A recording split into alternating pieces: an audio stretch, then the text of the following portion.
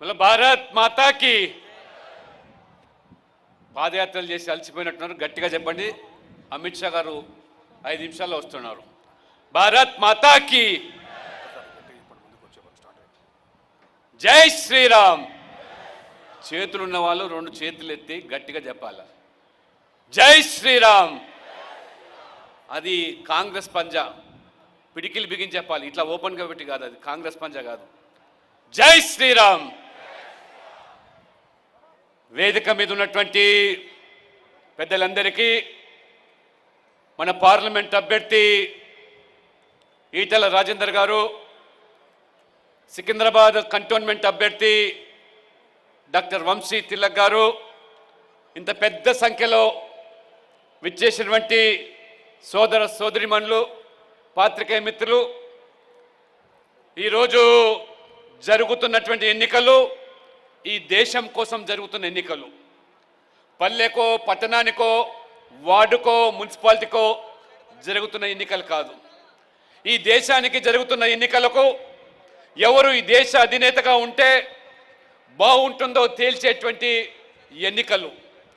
నరేంద్ర మోడీ గారు 2 పర్యాయాలు ప్రధానమంత్రిగా ఉండి వారు సాధించిన విజయాలు, చేపట్టిన అభివృద్ధి, పేదల సంక్షేమ ఫలాలు, ఇవన్నీ కూడా ప్రజల భవిష్యత్తును నిర్ధారించే ఎన్నికలు, ఈ దేశ భవిష్యత్తును నిర్ధారించే ఎన్నికలు. కాబట్టి మోదీ గారికి సరితూగే వ్యక్తి ఈ యొక్క విపక్ష కూటమిలో కానీ ఏ పార్టీలో కూడా లేరనే విషయాన్ని మొత్తం దేశ ప్రజలు గమనిస్తూ ఉన్నారు.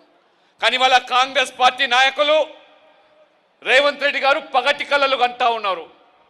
వారు అసెంబ్లీ ఎన్నికల్లో ఇచ్చిన వాగ్దానాలు, హామీలు, గ్యారంటీలు అమలు చేయకుండా పార్లమెంట్ ఎన్నికల్లో కాంగ్రెస్ పార్టీని గెలిపించండి, కాంగ్రెస్ అధికారంలోకి వస్తుంది, రాహుల్ గాంధీ ప్రధానమంత్రి అవుతాడు, అప్పుడు గ్యారంటీలు అమలు చేస్తా అని చెప్పి మోసపూరిత ప్రకటనలు చేస్తూ ఉన్నారు. బోడిగుండుకు మోకాలు లెక్కబెట్టి కాంగ్రెస్ గెలిచేది లేదు, వచ్చేది లేదు, చచ్చేది లేదు. రాహుల్ గాంధీ ప్రధానమంత్రి అయ్యేదే లేదు. వాయనాడులో ఓడిపోతున్న రాహుల్ గాంధీ దొడ్డిదారిన అమేఠీ కాకుండా మళ్ళీ ఇవాళ రాయ్బెరీలో పోటీ చేయడానికి వస్తూ ఉన్నటువంటి రాహుల్ గాంధీ రాయ్బెరీలో కూడా గెలిచే ప్రసక్తి లేదు. కాబట్టి మోదీ గారి అభివృద్ధి మీద మాట్లాడినటువంటి పార్టీలు వారు ఈ దేశాన్ని ఏ రకంగా అభివృద్ధిని వేగం చేశారో, పేదలకు పథకాలు 34 లక్షల కోట్ల రూపాయలు పేదల బ్యాంకు ఖాతాలకు చేర్చినటువంటి మహానుభావుడు ఇవాళ నరేంద్ర మోడీ. రేవంత్ రెడ్డి గారు ఏమంటున్నారు, ఇవాళ కాంగ్రెస్ పార్టీ కూడా మోదీ గారు వస్తారు, రాజ్యాంగం రద్దు చేస్తారు, రిజర్వేషన్ రద్దు చేస్తారని చెప్పి మాయ మాటలు చెప్తా ఉన్నారు. 10 సంవత్సరాలు మోదీ గారి పాలనలో ఒక్క రిజర్వేషన్ అయినా తగ్గించారని అడుగుతున్నాను. తగ్గించారా మోదీ గారు? ఎస్సీ, ఎస్టీ, బీసీల రిజర్వేషన్ ఎక్కడైనా తగ్గించారా? తగ్గించలేదు. కాబట్టి అదనంగా వారు అగ్రవర్ణాల పేదలకు 10% రిజర్వేషన్లు ఇచ్చారు. ఈడబ్ల్యూఎస్ పేరు మీద 10% రిజర్వేషన్లు ఇచ్చారు.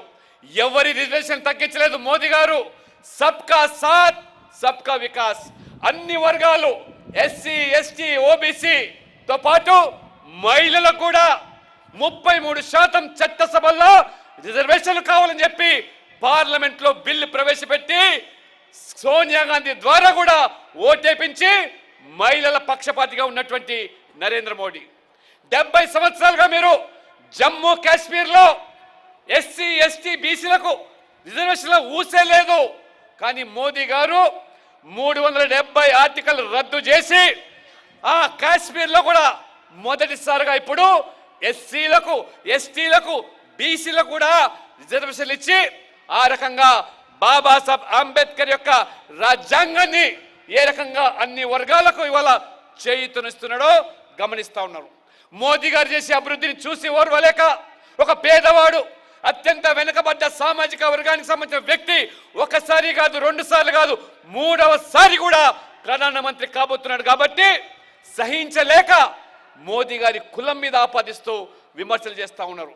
అందుకనే మోదీ గారు రాజ్యాంగాన్ని గౌరవించి పార్లమెంటులో రెండోసారి ప్రధానమంత్రి అయిన తర్వాత ఆ రాజ్యాంగ ప్రతిని ఆ పార్లమెంట్ సెంట్రల్ హాల్లో మొదటిసారిగా ఆ ప్రతిని పెట్టి దానికి ఏ రకంగా వారు గౌరవించారో, ఏ రకంగా వారు ఆ యొక్క పార్లమెంట్ భవనాన్ని కూడా మోకరిల్లారో అది రాజ్యాంగం పట్ల వారికి ఉన్న గౌరవం.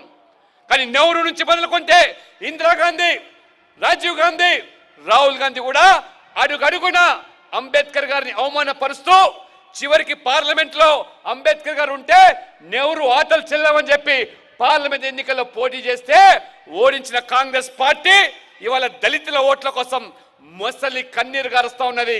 కాబట్టి దళితులు గమనించాలి, ఈ అంబేద్కర్ గారిని ఓడించినటువంటి కాంగ్రెస్ పార్టీకి ఓటేస్తారా, భారతీయ జనతా పార్టీకి ఓటేస్తారా? రేవంత్ రెడ్డి గారు, నీకు కాంగ్రెస్ చరిత్రలో కొత్తగా నువ్వు కాంగ్రెస్ దుకాణంలో పోయినా కాబట్టి నీ డిఎన్ఏలో కాంగ్రెస్ రక్తం లేదు. కాబట్టి కాంగ్రెస్ చరిత్ర తీసుకో. నెహ్రూ గారు బీసీల రిజర్వేషన్లు అడ్డుకున్నారు, మండల్ కమిషన్ రిజర్వేషన్లను ఏ రకంగా రాజీవ్ గాంధీ ప్రతిపక్ష నాయకుడిగా అడ్డుపడ్డాడో ఆ రాజీవ్ గాంధీ ఒకసారి తెలుసుకోవాలి. ప్రధానమంత్రి హోదాలో నెహ్రూ గారు ముఖ్యమంత్రులకు లేఖలు రాశాడు. కులాల పేరు మీద రిజర్వేషన్లు ఉన్నట్టయితే ఈ దేశం 2వ శ్రేణి పౌరులను తయారు చేస్తున్నది. ఆ రకంగా ఈ యొక్క కులాల పేరు మీద రిజర్వేషన్ ఉండకూడదని చెప్పి ఉత్తరాలు రాసినటువంటి నెహ్రూ గారైతే రాజీవ్ గాంధీ పార్లమెంట్ లో స్వయంగా బీసీలకు వ్యతిరేకంగా మాట్లాడినటువంటి ఆ చరిత్ర దయచేసి మీరు గమనించండి. నరేంద్ర మోడీ గారు కేంద్రంలో 27 మంది బీసీలకు మంత్రి పదవులు ఇచ్చాడు. 27% రిజర్వేషన్ ఇచ్చి విద్యా ఉద్యోగాల్లో, నీటి మధ్యంలో, ఎంబీబీఎస్ ఎండీలో కూడా మొదటిసారిగా నరేంద్ర మోడీ గారు బీసీలకి వాళ్ళ రిజర్వేషన్ ఇస్తున్నాడు. కానీ ప్రధానమంత్రి విశ్వకర్మ, ప్రధానమంత్రి మత్స్య సంపద యోజన, ఈ రకంగా అన్ని వర్గాల కోసం పనిచేసేటువంటి నరేంద్ర మోడీ గారు 3వసారి ప్రధానమంత్రి కావాలంటే మల్కాజ్గిరిలో ఈటల రాజేందర్ గారి యొక్క కమలం పువ్వు గుర్తుకు ఓటేస్తే అది నేరుగా నరేంద్ర మోడీకి చెల్లుతుంది, ప్రధానమంత్రికి చెల్లుతుంది.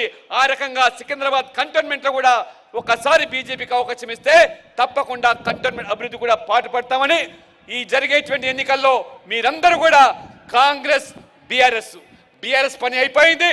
అది పూర్తిగా కారు షెడ్యూలోకి పోయింది.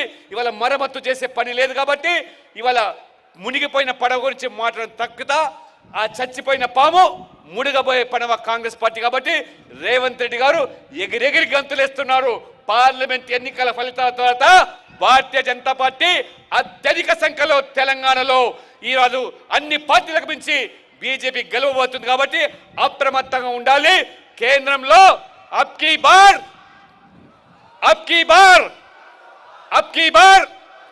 फिर एक बार